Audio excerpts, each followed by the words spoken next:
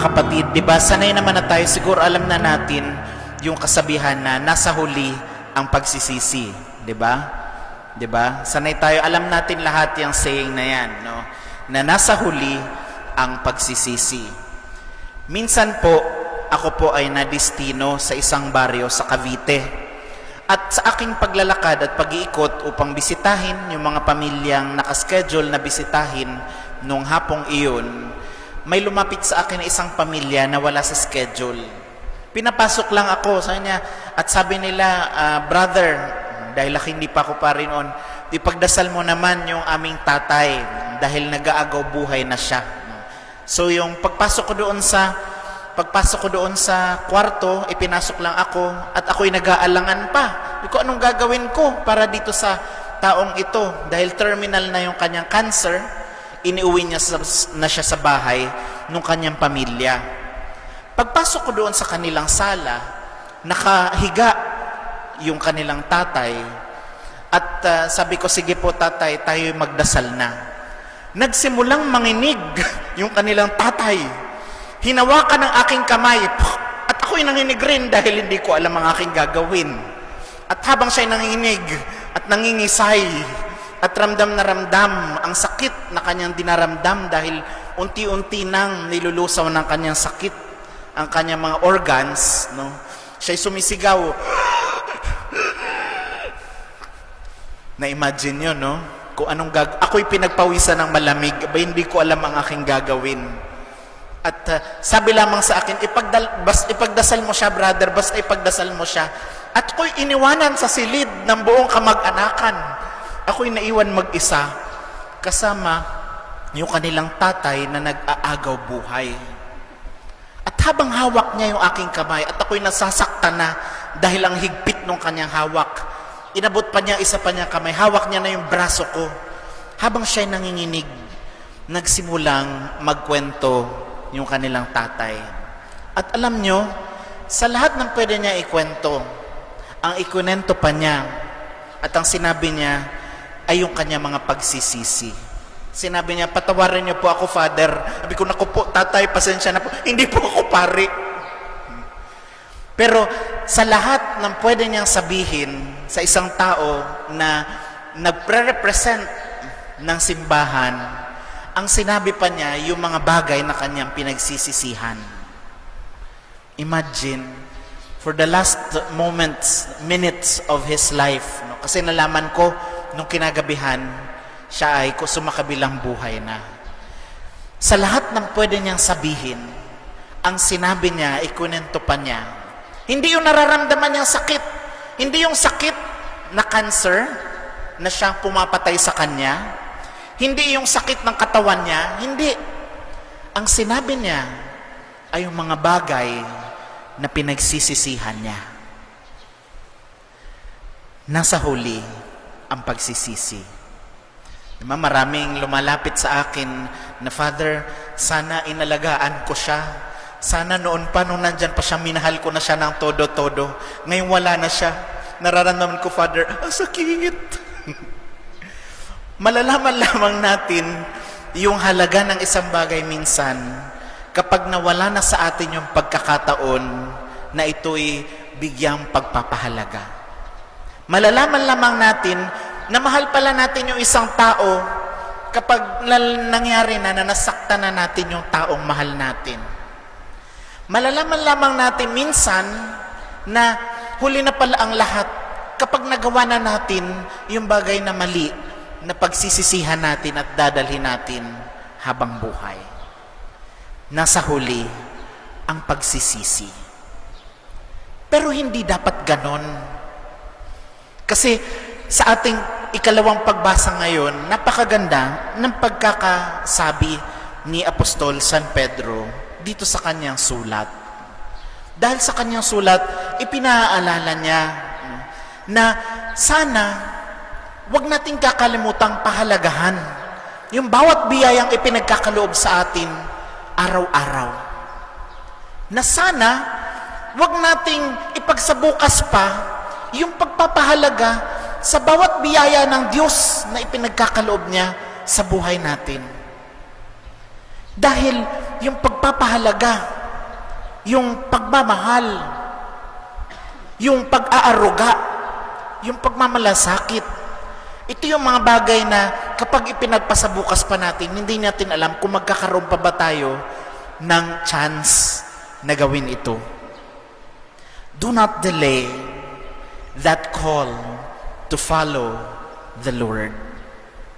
Yung sinasabi ni Pedro dito ay isang praktikal na aral, unang-una mula sa ating mga pagbasa ngayon, na sana sa buhay natin, nalalaman natin at natututunan na natin sa araw-araw na wag nang ipagpabukas pa yung mga dapat na ginagawa na natin ngayon.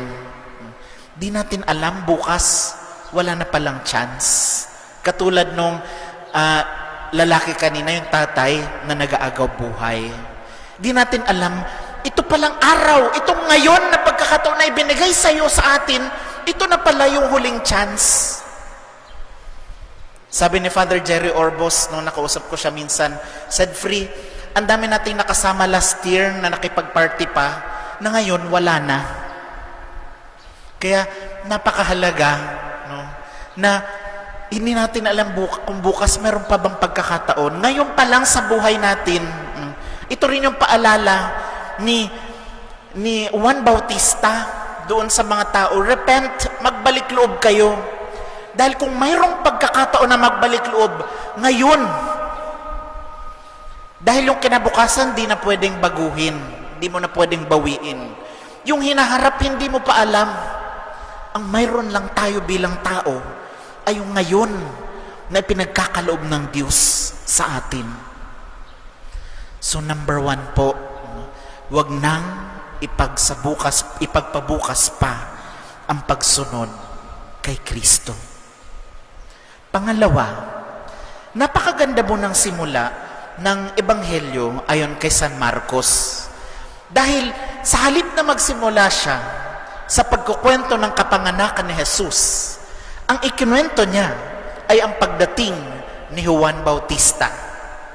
Dahil kay Juan Bautista, nasasalamin natin ang diwa ng kaligtasan na dala o gustong ipahayag bago ang pagdating ni Kristo. Sa ating unang pagbasa ngayon mula kay Isaías, sinasalamin lamang ito ng buhay at pagdating ni Juan Bautista. At kung maisang bukod tanging bagay na ginawa ngayon ni Juan Bautista sa ating ebanghelyo na binasa, ito po yun. Una-una, yung diwa ng binyag.